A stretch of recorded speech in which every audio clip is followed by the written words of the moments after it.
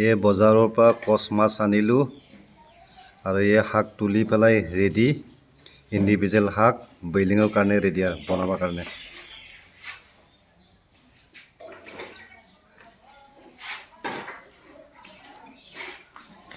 এই বইলিঙৰ লগতে দালিও দিলোঁ, দালি পানী।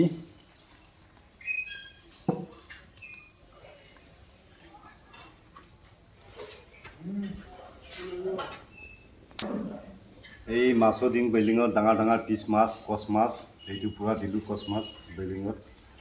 এইটো ডাঙৰ পিচ, এইটো মাথা, এইটো কিবা তেল।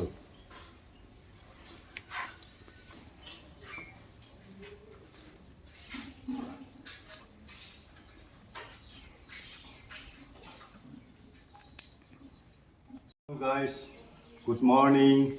মোৰ মিনি ব্লগলৈ স্বাগত জনালোঁ। এই আজি কচ মাছৰ লগত আপোনাৰ মিক্স চব্জি, শাক আছে মিক্স পূৰা ধুনীয়াকৈ বনাইছোঁ মই বইলিং।